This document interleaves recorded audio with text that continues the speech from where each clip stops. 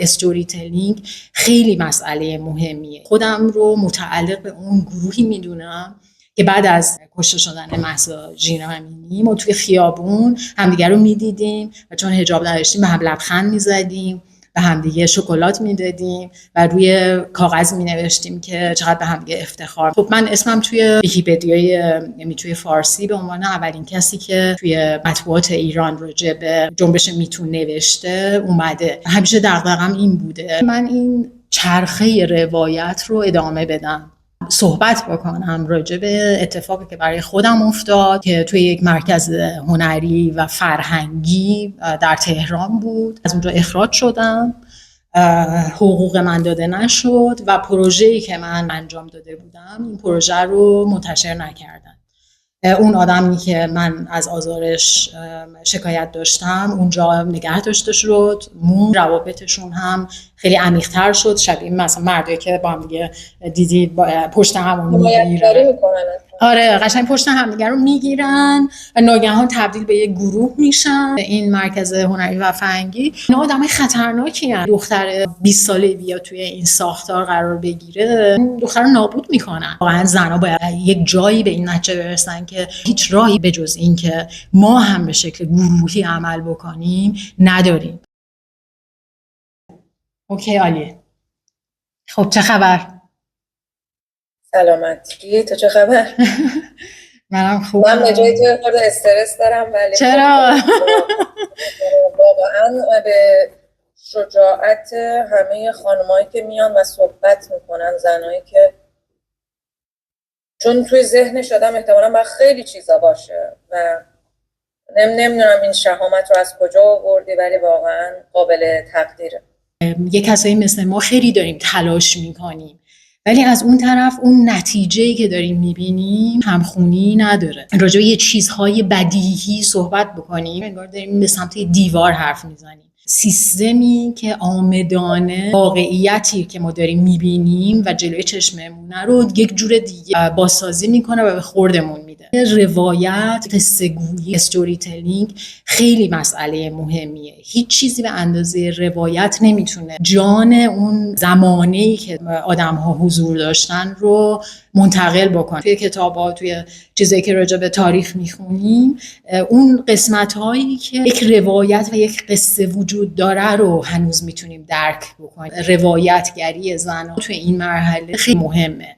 حجابمون رو برداشتیم بعد از زن زندگی آزادی و این یک مقاومت مدنی بدون خشونتی بود که دیدیم که یک سری درهایی باز میشه که البته این درها هنوز ماهیت حقوقی نداره. حکومت هم تمام تلاش خودش رو کرد که این اتفاق نیفته. لااقل عرف دیگه پشت حکومت خالی که زن زندگی آزادی از نظر من یک انقلاب شناختی بود. کسایی مثل سعید مدنی یا آصف بیات میگن خیزشه، میگن جنبشه، ولی من فکر میکنم که یک انقلاب شناختی بود. دستاوردهای دیگه زنان که همیشه نادیده گرفته میشه و کم اهمیت جلوه داده میشه، اینجا هم دقیقا اتفاق عظیمی افتاد بعد از کشته شدن مهسا ژینا امینی که این اتفاق عظیم و جلوی چشم ما افتاده و ما میبینیم که صف اولش زنان هستن و چقدر زنان قدرتمندن. ها گروهی هستن که در چند دهه اخیر پافشاری کردن سر یه سری حقوق و یه سری درخواست هایی که داشتن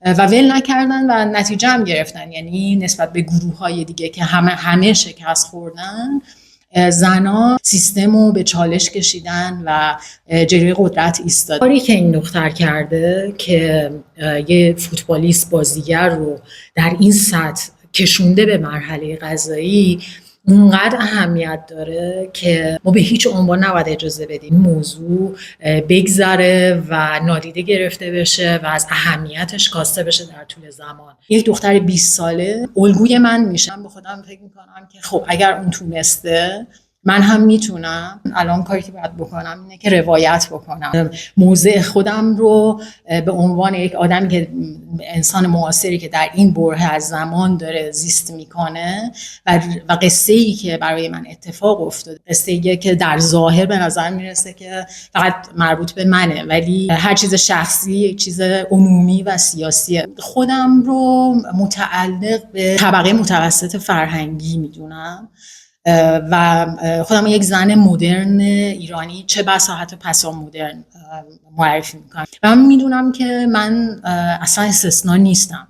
من میدونم که یک گروهی از زنانی که در طول این سالها خب تحصیلات عالی داشتن و خوندن، رفتن، سعی کردن یاد بگیرن، تغییر بکنن، خودم رو متعلق به اون گروهی میدونم که بعد از کشته شدن مهسا ژینا امینی ما توی خیابون همدیگه رو میدیدیم و چون حجاب نداشتیم به هم لبخند میزدیم، به همدیگه شکلات میدادیم و روی کاغذ مینوشتیم که چقدر به همدیگه افتخار میکنیم. مخاطبم هم مخاطب مدرنه، چه زن چه مرد، که میخواد تغییر. احساسش اینه که اینجوری نمیشه وضعیت ادامه پیدا بکنه در مورد اینکه حالا تجاوز کرده، آزارگری کرده و همینا.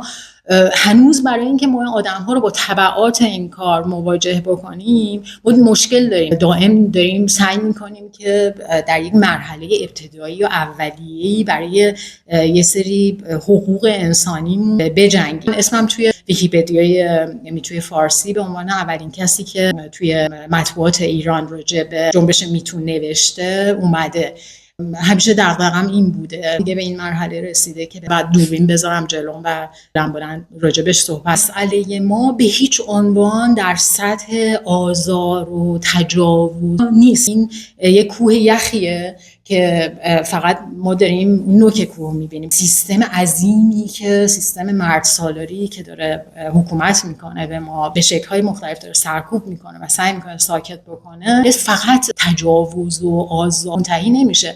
ولی دقیقاً این سیستم یه کاری میکنه که دوچار این باشیم که در همین چیزهای بیسیک هی دائم بس از زنان مدرنی داریم که در پی تغییر هستن و تجربه زیسته مدرن دارن، از اون طرف اما با یک ساختار به شدت سنتی و با مردانی که برای تغییر کردن مقاومت میکنن و حاضر نیستن امتیازهایی که مرد سالاری بهشون داده رو دست بدن، با همراهی زنانی که توی این ساختار و سیستم در حال خدمتگزاری به سیستم مرد سالاری هستن.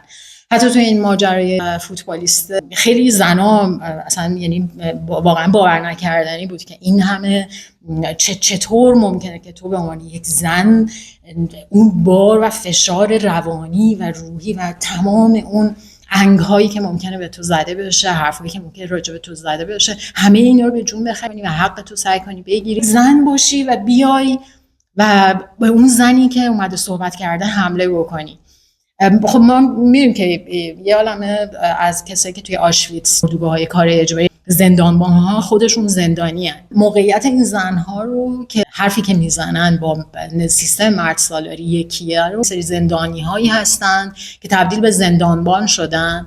مثلا طرف تو فیلم دیده، روش کراش داشته، پوسترش رو دیده، می‌کنه میشناسه این آدمو و بعد از اون دفاع بکنه چون این براش پاپوش درست کنه. اصلا کی هست این یارو که بخوان براش پاپوش درست بکنن؟ این سیستم قضایی و همین حکومتی که به ما یک عمر به اسم کرامت زن، حمایت از زنان، به اسم ارزش زنان ما رو آزار داد، اذیت کرد، تحقیرمون کرد، همون سیستم قضایی این آدم رو فراری میده و چون به جایی میرسه که دیگه میبینه که اصلا نمیتونه از پسش بر بیاد و عملا یه کاری میکنه که علیرغم اینکه موانع حقوقی خیلی جدی وجود داشته، این آدم خیلی راحت از فرودگاه خارج بشه و همین مسئولیت اجتماعی که از دست من برمیاد اینه که من این چرخه روایت رو ادامه بدم، صحبت بکنم راجع به اتفاقی که برای خودم افتاد توی یک مرکز هنری و فرهنگی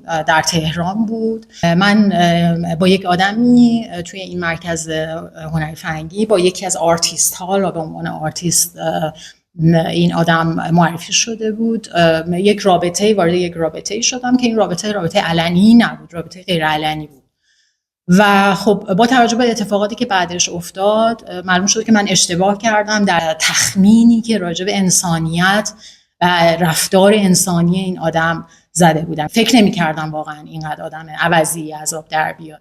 اشتباهی که من داشتم این بود که با یک چنین آدمی که اینقدر آدم عوضی بود وارد حالا یک رابطه غیر علنی شدم و این آدم بعد از یک مدتی ناگهان چهرش عوض شد، در حالی که قبلا دائم به من ابراز علاقه میکرد و خیلی به من توجه خیلی زیادی میکرد. ناگهان تبدیل شد به یک آدم ابیوزر که دائم در حال آزار و اذیت روانی، احساسی و فکری من اینطوری بود که من هر جایی میرفتم این آدم شروع میکرد حرف زدن و با علم به این که میدونست که این رابطه غیر علنیه و میدونست که مثلا ممکنه که یک چنین چیزی نقطه ضعف باشه برای من، این شروع میکرد هی دائم آزارهای کلامی، یه حرفایی میزد که من وقتی اون آدم بود مجبور بودم که از اون فضا خارج بشم.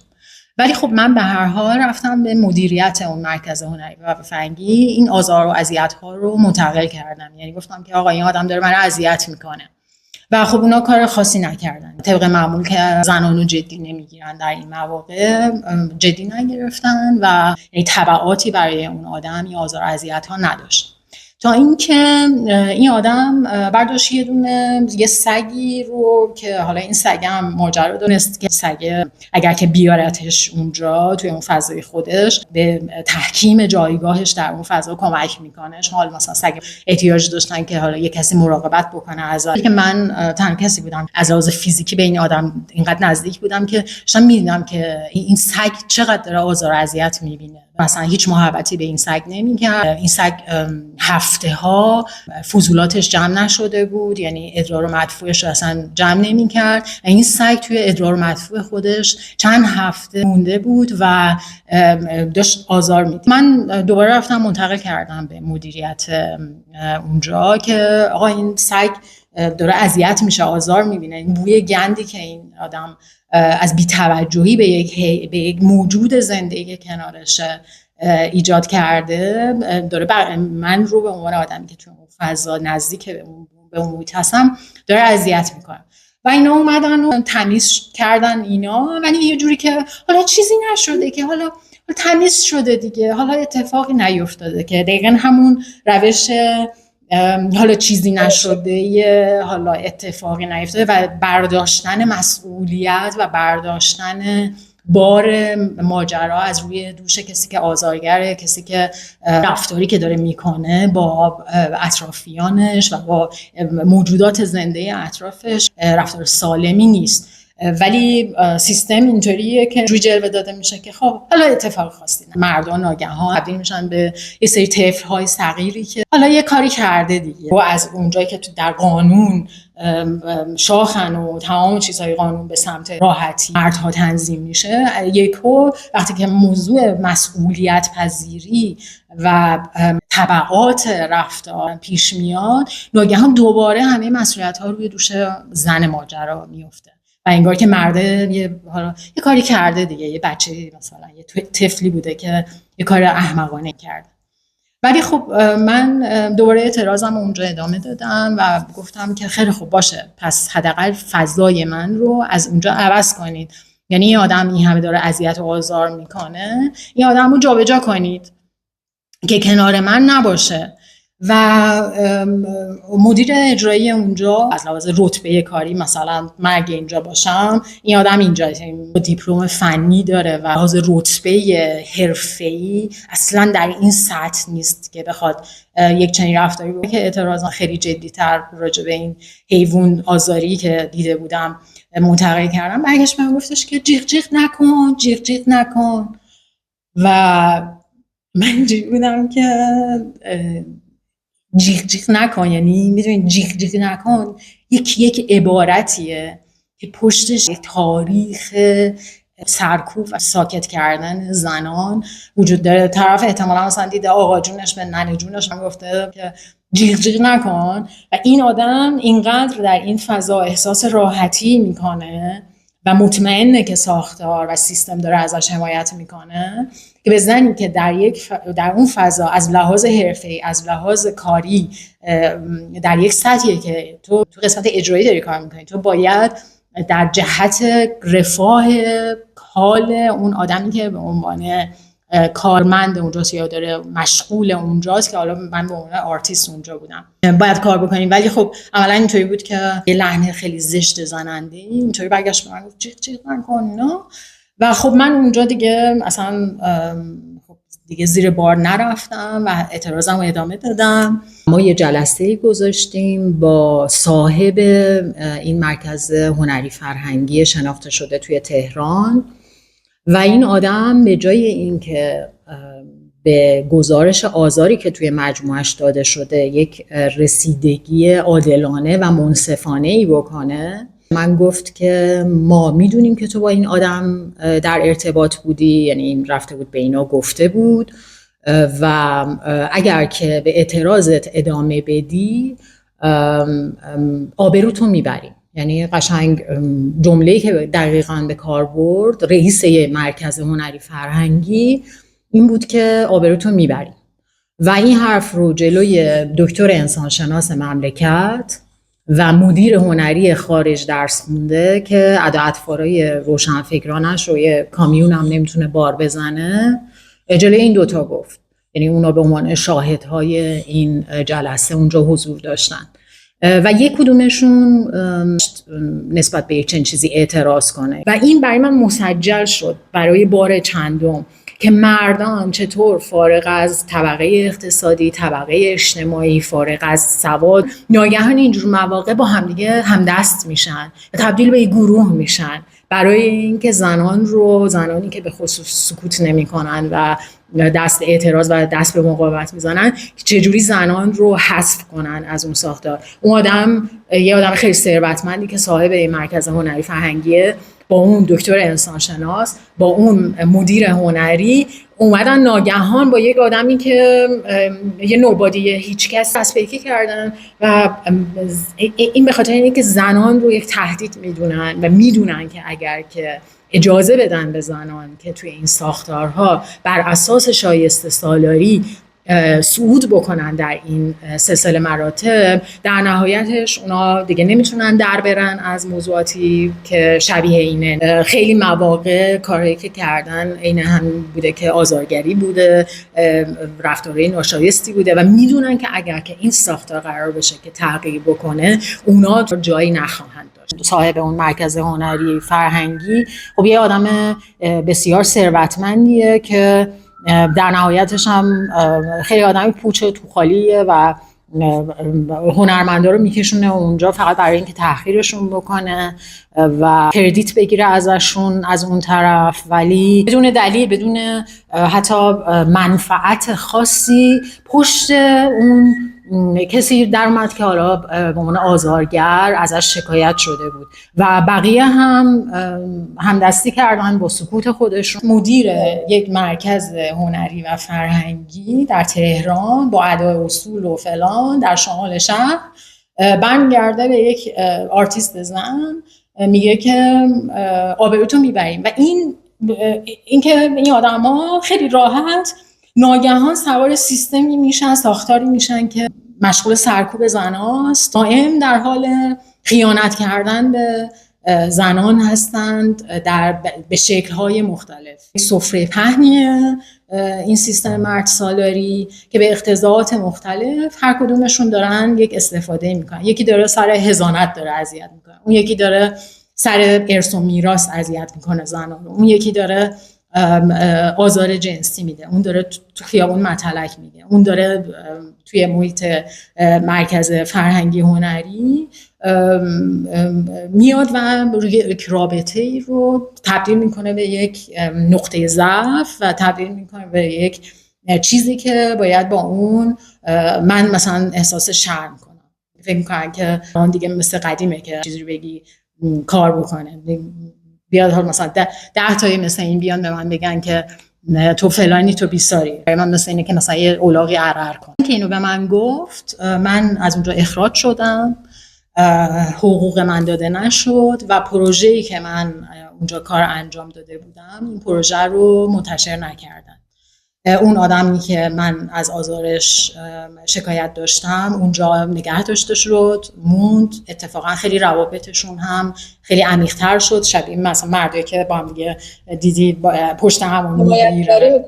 آره قشنگ پشت هم دیگه رو میگیرن و ناگهان تبدیل به یک گروه میشن و قشنگ زنان رو شبیه یک ویروسی میبینن که مثلا یک چیزی که از بیرون داره وارد میشه بهش حمله بکنن و این حلقه رو دوباره ببرن. این مرکز هنری هم اینطوریه که در ظاهر یک عالمه زن اونجا هستن، یک عالمه خانوم هستن اونجا. حالا هم که اینطوری شده که دیگه حجاب و اینا هم برداشته شده، ظاهر این برلین، همه قیافه ها بالا شرف فلان، ادا و اصولا و ادا اطفاره آرتیستی و اینا، ولی زنان دکور صحنه‌ان.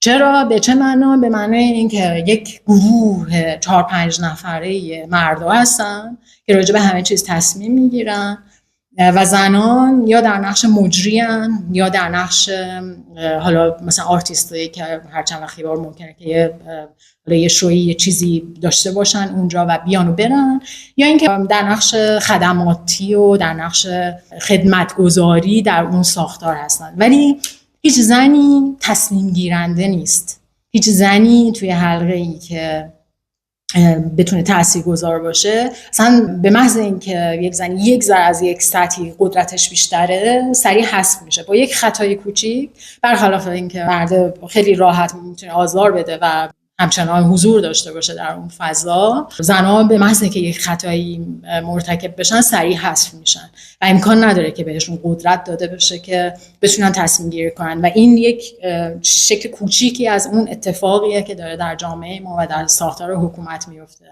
که زنان رو به عنوان ویترین صحنه میارن و به نظر میرسه که یک سری حال مثلا یه وزیر زن میذارن مثلا در حد مجری و در حد تدارکاتچی و ظاهر قضیه هم حفظ کردن، هرچند که با وجود همه اینها حتی این رو هم الان خیلی وقتا هم انجام نمیدن. نشست برگزار میکنن، اسمشو میذارن تغییر، مثلا 10 نفر همه مرد.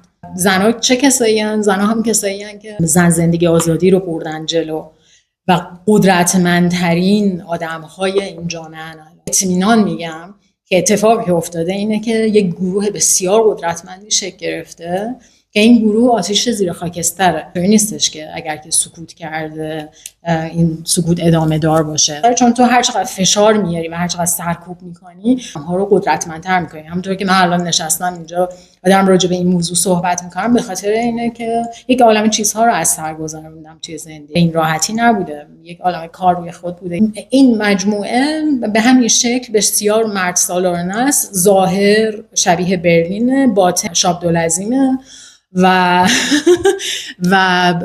اینا هم یه سری آدم به ظاهر مدرن هستن، تو جوب اینا نیادن، طبقه الیت نمیخوام اسمشون رو بذارم، بسیار آدمای پوچ بیخودی هستن ولی در هر حال حالا به اسم الیت دارن جا زده میشن. خر همون خره، فقط پالونش عوض میشه. این آخونداست رفتارشون با موضوع رابطه جنسی بین زن و مرد، با موضوع رابطه، با موضوع جایگاه زنان، اینا با 50 سال پیش فرقی نکردن، همونا و برای تغییر کردن و مقاومت میکنن. اون لحظه که حالا صاحب مجموعه، مدیر منابع انسانی و همه اون افرادی که اونجا نشسته بودن و تو تنها زن اون احتمالاً جلسه بودی و اون قسمت خصوصی زندگی شخصی تو رو کشیدن توی کار، میدونی تو اصلا حتی بگیم اون آدم پارتنرت هم حتی الانم باشه، حق داری که تو محیط کار نقدش کنی رفتارش رو با سگ، با بقیه زنها، با خودت به عنوان یک زن،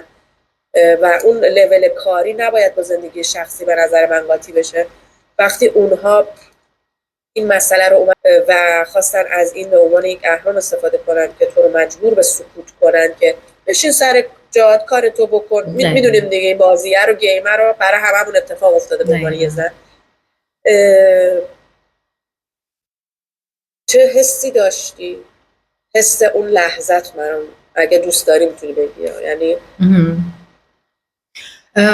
ببین خب من خیلی شوکه شدم به خاطر اینکه واقعا این میزان از برخورد غیر انسانی رو انتظار نداشتم، چون تو موقعی هم که حالا یک دشمنی شکل میگیره باز هم در نهایتش یک درجه از انسانیت رو باید لحاظ بکنی، یک درجه از حرمت انسانی، یک درجه از حریم شخصی روابط بین آدم ها. چیزی که من خیلی شوکه کرد این بود که چطور این آدم ها نگاهشون اصلا اینه که انگار من اصلا انسان نیستم. یعنی در اون لحظه این فکر نمی‌کرد که من یک انسانی ام که ممکنه که این حرف که داره به من میزنه چه آسیب روحی و روانی ممکنه به من بزنه، چه فشار روحی و روانی برای من ممکنه که ایجاد بکنه. و خب خیلی حال من بد بود. یعنی طوری بود که من تا چند هفته بعد از اون این مسئله به ذهن من میومد. سری آدمی هستن، یه سری مرد هستن که راجع به من احتمالاً یه عالمه دریوری میگن و اتفاقاً همین مسئله باعث قدرتمندتر شدن من شد. مسئله‌ای مثل شرم دیگه روی من تأثیر نمیذاره، به خاطر اینکه من دیگه به عمیق‌ترین لایه‌های تاریک ممکن در یک چنین جامعه، فشاری که ممکنه از لحاظ فرهنگی ممکن باید وارد بشه رو دیگه تجربه کردید. خب خیلی دوران سختی رو گذروندم. ناگهان قدرتی به من برگشت، به من وارد شد که این قدرت بجز از دست دادن نمیتونه به وجود بیاد. یعنی تو اتفاقا باید اون چیزی که حالا به عنوان ایگو ممکنه که بهش وابسته بشی، فکر میکنی که رپیتیشنت، شهرتت و اون حرفی که آدم ها راجبت میزنن خیلی مهمه. و وقتی که این از دست میره و تو شروع میکنی کار درونی و مواجه شدن با یک چنین حسی، یکو ازش میتونی که واقعا مثل یک ققنوسی که از آتیشی در میاد و چند برابر قدرتمندتر جلو و شجاع باشه و حقش رو بخواد. بقیه زنها هم تو مجموعه شروع میکنن که حق حقوقش رو گرفتن. آره و این براشون نهایت خطرناکه. اتفاقا به درستی تشخیص میدن که یک زنانی مثل ما زنان خطرناکی هستن، به خاطر اینکه تأثیری روی ما نداره و اتفاقا به درستی باید از زنانی که سکوت نمیکنن بترسن. که در سطح تجاوز و در سطح آزار جنسی بمونه یک جوری ما رو باعث میشه که برجا بزنیم. مسئله ما فقط این نیست، این هست، بسیار اهمیت داره، ولی فقط این نیست. ساختار و یک سیستمیه، سیستم مردسالاریه که به شکل‌های مختلف جلوی یه سری تغییرات رو میگیره و واقعیتش اینه که اگر که همین روند ادامه پیدا کنه همه ما رو به سمت نابودی میبره. و حتی این مسئله ایران هم فقط نیست. معتقدم که مردسالاری یک سیستمه که به شکل گلوبال جریان پیدا میکنه. من خیلی تفاوتی بین سیستم مردسالاری که توی ایران وجود داره و توی اسرائیل وجود داره نمیبینم. توی هر دوی اینها یک سری مردهای، یک سری پیرمرد، آخرین اینا دایناسورهای سیستم پدرسالاری، یه سری گیر یه سری پیرمرد نارسیسیست افتادیم. اون طرف ترامپ توی آمریکا، اون طرف نتانیاهو توی اسرائیل، اینور خامنه‌ای توی ایرانه، اونور پوتین توی روسیه.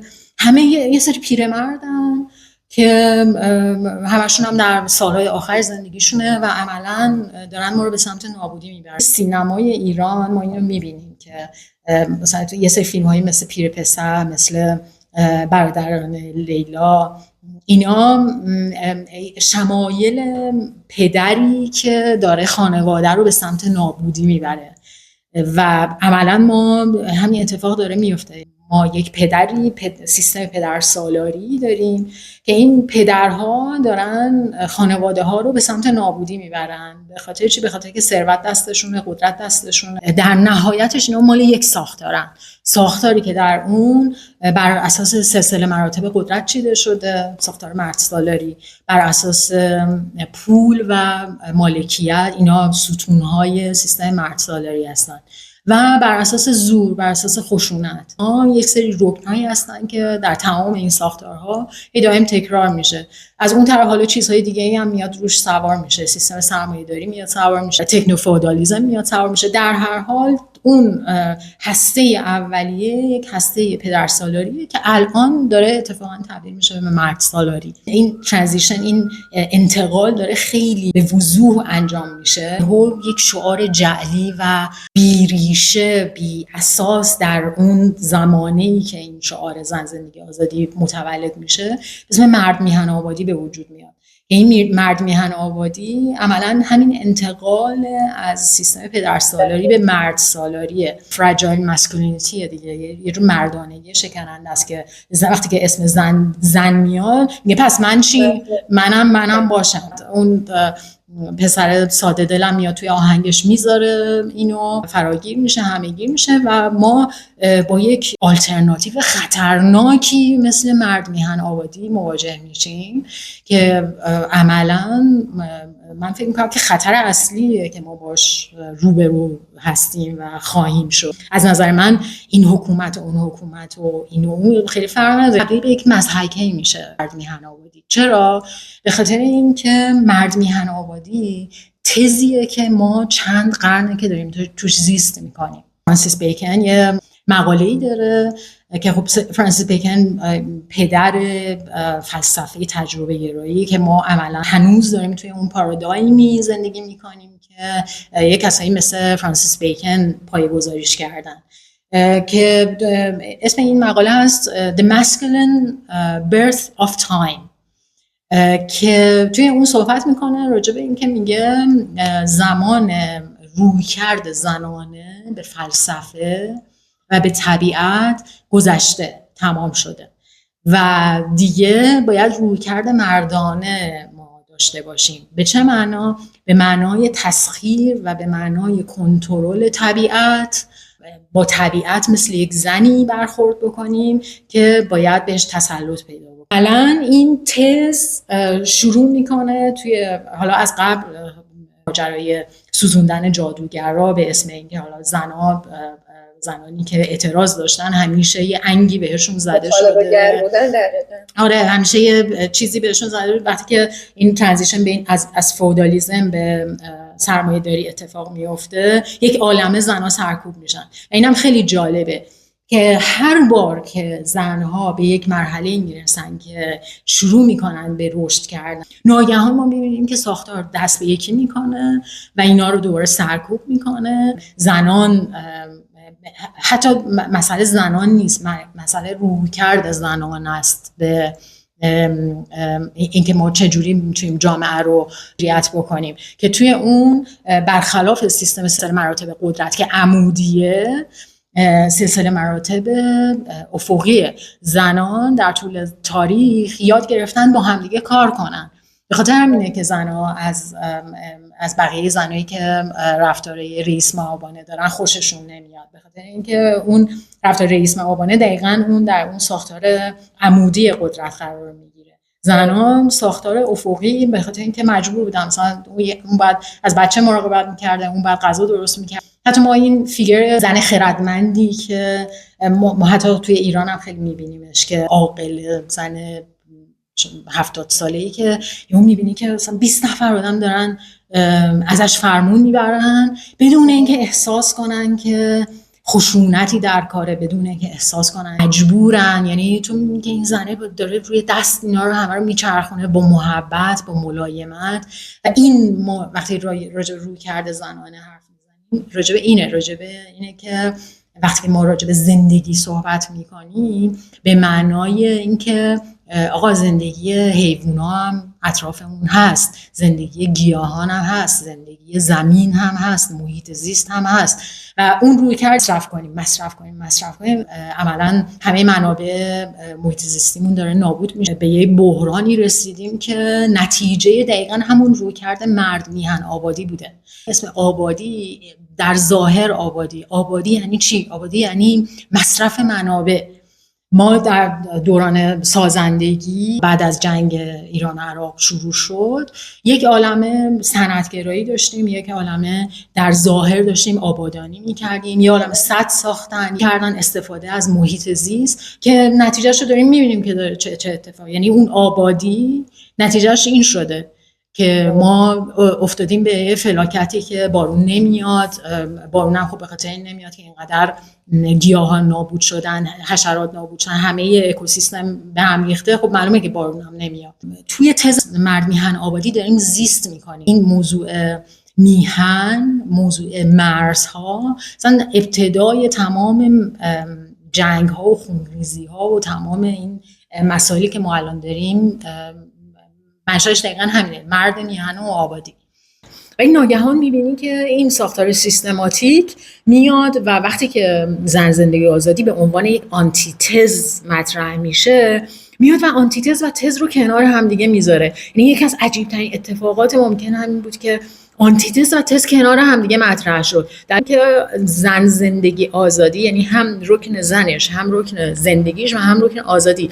تو وقتی که راجع به آزادی داری صحبت میکنی دیگه نمیتونه اون ساختار مرد سالاری دوام پیدا بکنه، چون که ساختار مرد سالاری روی سرکوب و روی کنترل داره به مسیر خودش ادامه میده و اتفاقا مجبوره که از خشونت استفاده بکنه برای اینکه دوام بیاره، به خاطر اینکه مرد سالاری یک وضعیت طبیعی نیست. این روندی که زنان با قدرت توی ایران همیشه در صف اول تمام جنبش‌های آزادی بخش بودن، در صف اول تمام درخواست برای تغییر بودن و هر بار کنار گذاشته شدن. شما توی تاریخ میتونید ببینید قبل از مشروطه حتی یه سری از معاهداتی که با دول خارجی گذاشته میشد مردم اعتراض میکردن، زنها توی این اعتراضات حضور خیلی فعالانه‌ای داشتن توی دوران قاجار. بعد در دوران مشروطه زنها حضور خیلی فعالی دارن، دوباره کنار گذاشته میشن، دوباره نادیده گرفته میشن. بعد توی انقلاب 57 زنها حضور فعالی دارن، ولی این گروهی که شروع میکنن سرکوبشون و حقوقشون ازشون میگیرن و اتفاقا وضعیتشون بدتر میشه دوباره زنان هستن. بعد دوران اصلاحات میشه که زنها میان به اصلاح طلبها رأی میدن. خود من کسی بودم که تا سال 96 داشتم به اصلاح طلبها رأی میدادم به امید اینکه خب ما تنها راهی که برای تغییر جلوی پامون بود همین بود و اینا هر بار می اومدن وعده میدادن و این وعده ها رو بعداً نادیده میگرفتن، یه ورشون میگرفتن. اصلا میمدن میگفتن روحانی اومد گفتش که مصلحت نیست، هر بارم یه مصلحت نیستی هم میگفتن و عملا خواستهای زنها این وسط نادیده گرفته میشد. حتی یه دونه مثلا وزیر، حالا من اصلا اعتقادی ندارم به اینکه زن در یک پستی به معنای اینه که اون ساختار و سیستم تغییر کرده، اصلا هیچ به این معنا نیست، ولی یه دونه وزیر وعده داده بود که بعدش اومد گفتش که مصلحت نیست. الان چند وقت من میبینم که راجع به وفاق ملی حرف میزنه و اینا، من اینجوریم که چه وفاقی ملی؟ ما با تو وفاق دیگه نداریم دیگه. هر بار که نمیشه که اسکول که نیست دیگه، هر بار ما میایم به شما اعتماد میکنیم و بعد شما دوباره همون آشا همون کاسه، یعنی با شما وفاقی نداریم. بعد تو میبینی دوباره در دوران زن زندگی آزادی که یکی از مهمترین تغییرات شناختی که در ایران اتفاق افتاده به اعتقاد من دوران زن زندگی آزادی، همون شکل اصلا انگار نه انگار که یک چنین تغییری اتفاق افتاده و زنها در صف اول بودن و توی قانون اصلا هیچ تغییری نکرده. نه تنها قانون تغییر نکرده، یه قانون منع خشونت علیه زنانه که سالهاست همینطوری مونده و خیلی هم جالبه که یه زنم میگن که یه خانومی توی مجلس جلوی این قانون رو داره میگیره. یعنی اصلا ماجرای زن و مرد، یعنی اینا به همشون یه سری خدمتگزاران یک سیستم هستن. حتی فرهنگی، یعنی ما در محیط‌های فرهنگی و هنریمون اونقدر که ما توی روستاها داریم تغییر می‌بینیم، تو محیط‌های فرهنگی هنریمون تغییر نمی‌بینیم. همچنان زن‌ها به شکل‌های مختلف سرکوب میشن و اجازه داده نمیشه بهشون که یه سقف شیشه‌ای وجود داره که از یک سطحی بالاتر نمیاد.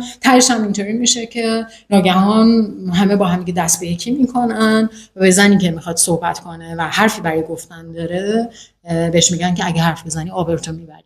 جواد ظریف میاد به رسانه‌های خارجی میگه که حکومت ایران تصمیم گرفته که دیگه حجابو دیگه آزاد بکنه. بازم انگار که حکومت خواسته یه چنین بکنه. حکومت تمام تلاشش رو کرد که یه چنین اتفاق نیفته و اینا دوباره کردیتش رو به خودشون میدن. اینا هر زوری که این حکومت تونست بزنه زد که از لحاظ قانونی بتونه کافه ها رو بست، نمیدونم توی ماشینا شروع کرد گیر دادن جای مختلف.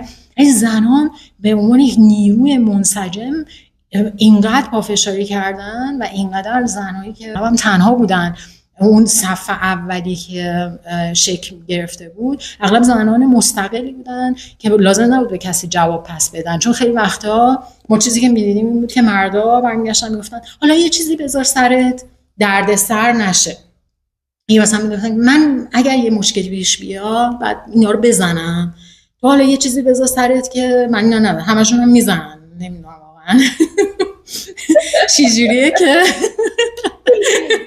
این همه سال دخترها رو میکشوندن توی گشت میبردن، نه خیلی چیزی نزدن، چیزی ازشون ندیدیم که کسی رو بزنن. آره و دوباره یک چنین چرخه‌ای رو ما داریم میبینیم که داره تکرار میشه. خیلی دوست دارم که این حرکت یا این جنبشی که نمیدونم اسمش جنبش واقعا میشه گذاشت یا نه، این دختر خانم 20 ساله شاید موتیویت کرده ما رو، به ما انگیزه داده که ما بیایم صحبت کنیم، ویترین رو حفظ کنیم که حضور داشته باشیم، چون اگر نریم توی همین محیط ها هم کاملا هر سالار شاید حتی از خودش هم باشه که هیچ خواسته از سمت زنان نباشه.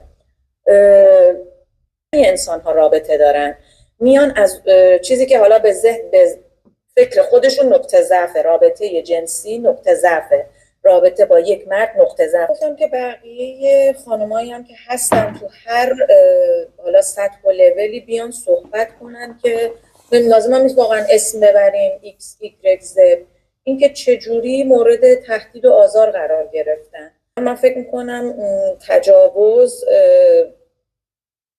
جنسی جزء حالا بالاترین آسیب هاست، چون علاوه بر جسمت حالا اون آسیب روحی که میبینی اصلا قابل تخمین زدن نیست، اما آسیب های روانی هم هست که توسط جامعه مرد سالار به ما وارد میشه و خیلی ها دیگه نمیتونن دوباره برن تو محیط کار. آسیب ها جوریه که یکی میگه آقا خب من اصلا این حقوق نخواستم، اگه قرار من همش توسط یه سری مرد تحقیر بشم. اینکه مردها چجوری پشت همن، اما زنها آیا همراه تو بودن در اونجا؟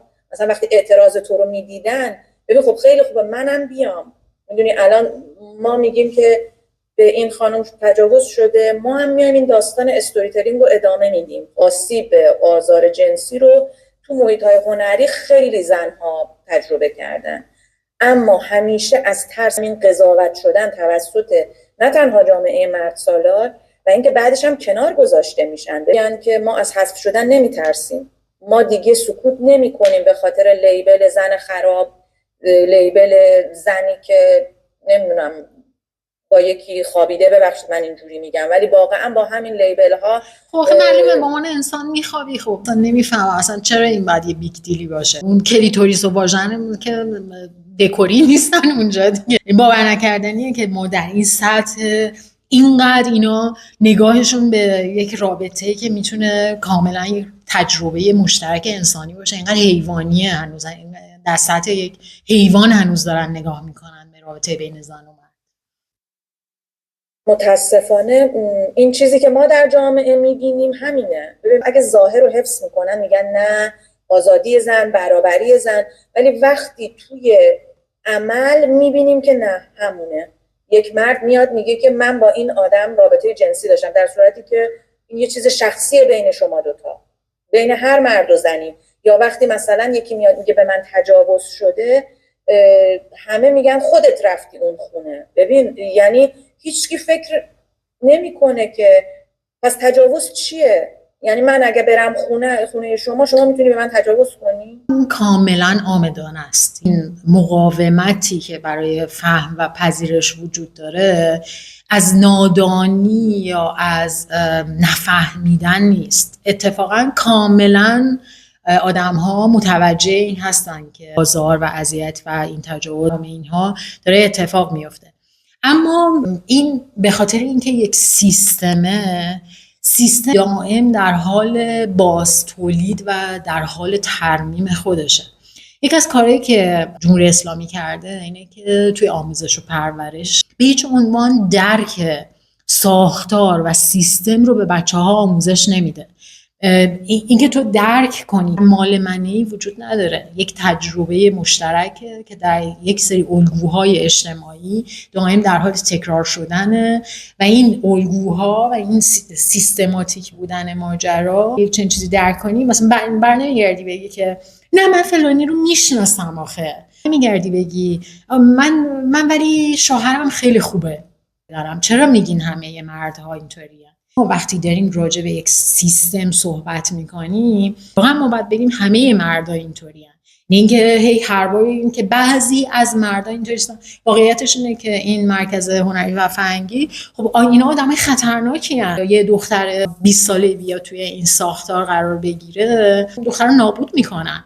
که یک سیستم داره کار میکنه به این شکل که بعضی از مردها اینطوری نیستن، اصلا به این که تو بتونی درک بکنی که سیستماتیک بودن ماجرا در چه وضعیتیه اصلا کمکی نمیکنه. میشه مثال میزنم، مثلا این ببینه که آفریقای تبارا و سیاه‌پوستا بیان بگن که سفیدپوست‌ها به ما در طول تاریخ ظلم کردن، که این یک فکت تاریخی، یک واقعیت تاریخیه که اتفاق افتاده. بعد یه سفیدپوست برگرده بگه البته همه سفیدپوستا که این کار نکردن. وقتی که داری راجع به سیستم صحبت میکنی یک سری استثناء رو از توش در بیاری و راجع به و اون استثناء هی هر بار بگی که نه بعضی از مردم اینطوری. واقعیتش اینه که اگر ما اتفاقاً بگیم که آقا همه مردها اینطورین مگر اینکه خلافش ثابت بشه، اتفاقاً داریم بیشتر محافظت میکنیم از زنان، ولی این کارو نمیکنیم، عکس جلوه میدیم. با توجه به اون آمارهایی که وجود داره، آمار و ارقام وجود داره، اون درصدی که اینطوری نیستن بسیار درصد اندکی هستن. و ضمن اینکه میگن که all men benefit from bad men، یعنی همه مردها دارن از این ساختار و سیستمی که مشکلات رو به تجاوز و آزار داره تقلیل میده دارن منفعت میبرن. چرا؟ به خاطر اینکه طرف اینطوریه که خب من که کتک نمیزنم، من که تجاوز نمیکنم، من که تو خیابون مثلا نمیگم، پس این موضوع ربطی به من نداره. همه مردا که اینطوری نیستن. بعد یهو میری میبینی که طرف داره به انواع اقسام شکل‌های مختلف داره از این ساختار و سیستم داره منفعت میبره. و من مطمئنم که این آدمایی که توی این مرکز هنری هستن اگر که بهشون بگی خودشون رو به هیچ عنوان جز اون مردا حساب نمی‌کنن. میگن همه مردها که اینطوری نیستن.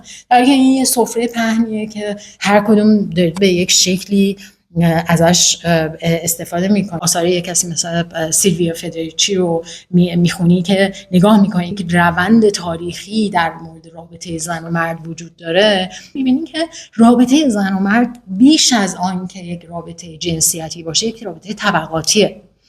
وقتی تمام ثروت و قدرت در دست یک جنسیته، الان ثروت جهان دست مرداست دیگه، حالا اون درصدی هم که ثروت دست زناست خیلی هاشون از طریق ارث، از طریق ازدواج با مردان ثروتمند. باز این یک جور ثروتیه که توی همون ساختار و سیستم مرد سالاری داره جابجا میشه. وقتی که یک چنین درصد بزرگی از ثروت دست یک جنسیته، وقتی که قدرت سیاسی کاملا دست جنسیت مرده، قدرت قانونی دست جنسیت مرده، و وقتی که در تمام اینها تو نگاه میکنی میبینی که آقا ما دو تا طبقه ایم و ما طبقه فرودستیم. وقتی که ماجرا رو طبقاتی ببینی، دیگه که تو مثلا وقتی میگی طبقه متوسط دیگه من نمیگردی بگی بعضی از طبقه متوسط این گونه نیستن. نه، وقتی که وقتی که ساختار رو درک بکنه دیگه این که آدم ها به شکل فردی، بله یک عالمه مرد هم ممکنه که وجود داشته باشن که حالا خب خیلی کمن اون تعدادی که سکوت نکنن، اینجور مواقع سکوت میکنن و به نظر خودشون میرسه که خیلی مردای خوبی هن. نه، الان مرد خوب بودن کافی نیست، باید به شکل فعالانه دست به کنش بزنی. من میخوام ادعا بکنم که مردان همکار ما، همپالکیای ما، همنشینهای ما، همراههای ما، مردانی که ما اطلاعاتی که از جهان مدرن دریافت میکردیم باهاشون یکسان بود. ما فیلم‌های یکسان می‌دیدیم، کتاب‌های یکسان می‌خوندیم، شعرها، آهنگ‌ها، ولی دائما مردهای مدرن ایرانی به زنان مدرن ایرانی نارو زدن و دائم بهشون خیانت کردن که اینو ما توی جنبش میتو می‌بینیم. تصورمون این بود که ما زنان مدرن و مردان مدرن با همدیگه در برابر سنت‌ها داریم با سنت‌ها می‌جنگیم برای اینکه گذار از جامعه سنتی به جامعه مدرن رو بتونیم پیش ببریم. و یهو چشم باز کردیم توی جنبش میتو و دیدیم که فکر می‌کردیم که ما در برابر سنت‌هاییم، نه، ما در برابر مردهایی هم بودیم که ما تصورمون بود طرف هنرمنده، طرف فضایی داره زیست میکنه که از یک چنین چیزی استفاده نمیکنه توی اون سلسله مراتب قدرت. انگار که یک سری یک سری دیگری، یعنی زنان برای مردان دائم دیگری هن. همین مجموعه یه پسری بود، این یک حالا پروژه اینتردیسیپلینری پروژکت داشت، شد که با اینا همکاری بکنم، نویسنده این پروژه باشم. گفتش که همین رئیس مرکز هنریه به سمت من، این به دردت میخوره؟ گفتش که آره، به قیافش نمیاد. راجع به من حرف میزدم ولی من اونجا بودم، ولی یه جوری صحبت میکردن که انگار من وجود ندارم. به قیافش نمیاد ولی خوب مینویسه. حالا این آدم که با یک چنین روی کرده از بالایی با من برخورد میکنه، این پروژه رو با کلی کبکبه و دبدبه و اهن و طلو با کلی هزینه به هیچ عنوان از پروژه استقبال نشد. یک کار بسیار ضعیفی از آب در اومد. حتی یه دونه منتقد درست حسابی راجع به این آدم چیزی ننوشت. افتتاحیه‌اش نمیدونم بادیگارد آوردن و هنرپیشه ها اومدن، از این کارهای پوچ کاملا بی‌معنی. و این روی کرد رو با من حالی داشتن اینا و این موضع از بالا که من کتابم یک از پرفروش‌ترین ژانر جستار سفره که توی ایران داره، یک از پرفروش‌ترین ها بوده توی سال گذشته و هنوزم فروشش ادامه داره. خب در عمل کرد تو اصلا در سطح نیستی که اصلا خودتو داری در این جایگاهی. از این اعتماد به نفس از کجا میاد؟ این اعتماد به نفس غیر از اینه که شما توی یک سیستم و یک ساختاری حضور دارید و خودتون هم آگاهین به این که در این سیستم و ساختار هستین که ازش هر بارم که لازم بشه استفاده میکنین به شکل‌های مختلف. نظر میرسه که یه سری تغییراتی شده ولی در باطن ما میبینیم که برای تغییر کردن به شدت مقاومت میکنن، به خاطر اینکه میدونن که هر نوع تغییری باعث میشه که امتیازاتشون از دست بدن و اگر که تو امتیاز مرد بودنت رو نداشته باشی، خب یه چنین پروژه‌ای بهت نمیدن.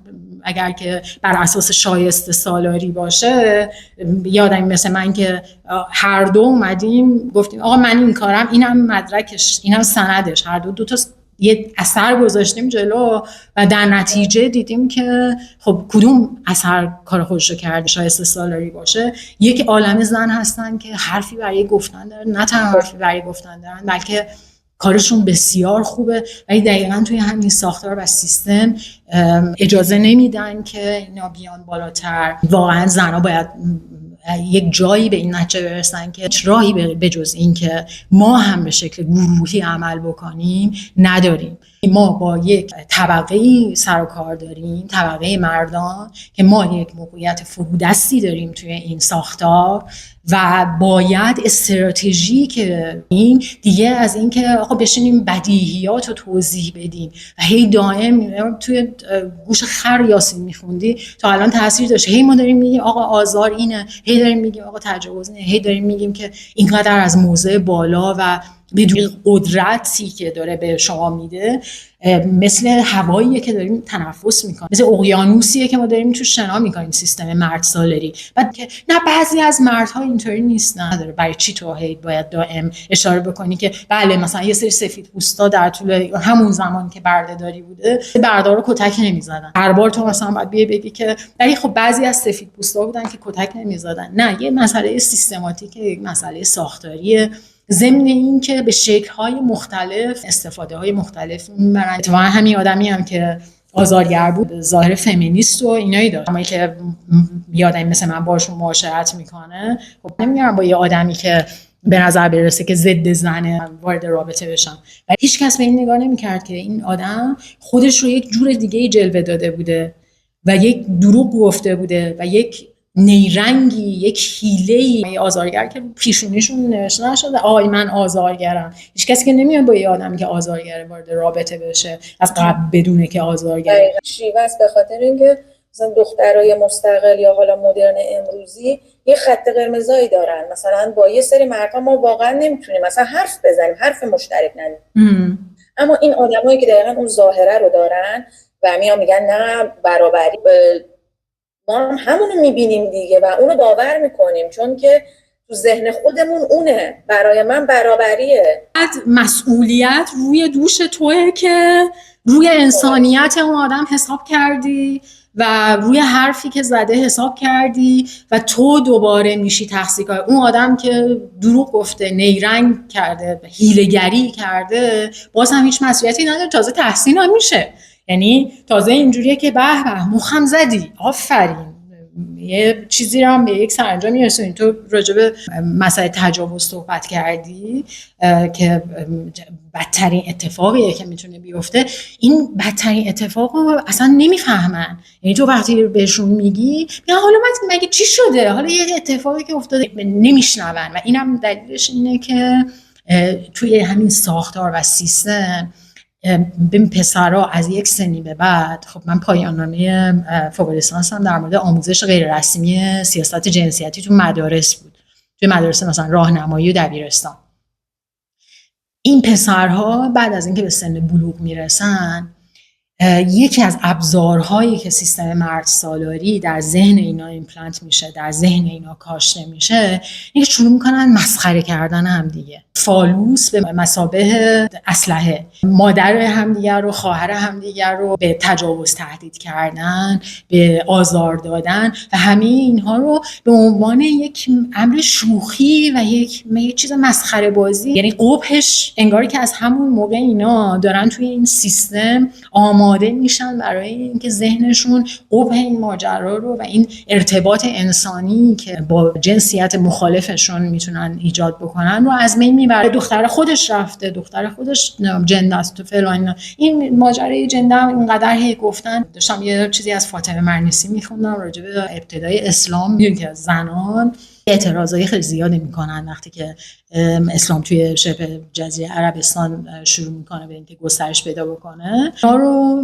فاحشه خطاب میکنه. ببین چند هزار سال پیش این ابزار برای اینکه زنان رو فاحشه خطاب بکنن، جنده خطاب، این ابزار تغییر نمیکنه. لامصب حداقل یه چیز جدیدی الان دیگه یک چنین چیزی جواب نمیده. شما اگر که تا صبح هم بشینی و راجع بهش تاثیر نداره، برای ماها دیگه این تاثیر نداره. این توی ذهن شما هاست، به خاطر اینکه شما دارین تو اون ساختار و سیستم دارید زیست میکنید و زیست جهان شما از اون صافی داره میگذره. شما تصورتون اینه که یک چنین چیزی همچنان تاثیر داره. اون موقع 50 سال پیش بله یه زن میگفت این جنده و اون زن تمام زندگیش نابود میشد. الان دیگه اینطوری نیست. الان زنان اینقدر استقلال دارن که یک چنین چیزی روشون هیچ تأثیری نذاره. خب ما میبینیم که هی دائم با زدن این آهنگ ها اونا میدونن که دارن چی کار میکنن با این آهنگ ها و این کار رو عامدانه انجام میدن و زنان نباید از این چیزا بترسن. به خاطر همین من خیلی وقتا مثلا میگن که آی خرابی، آی نمیدونم فلانی فاحشه است، آی جنده است یا آی گل دیگه. آره همه اینا هستیم.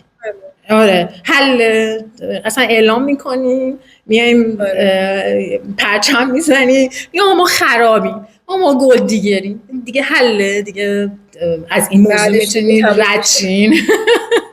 این دیگه تأثیری روی ما نمیذاره. هیچ اهمیتی نداره که شما یه مش آدم عوضی حیوان صفت بیاین راجع به یک چنین چیزی حرف بزنید. اگه ما فاحشه هستیم، خرابیم، شما هم یه مش حیوان هستین که در برابر متمدن شدن مقاومت میکنید. والا آدم فاحشه باشه، حیوان نباشه مثل شماها.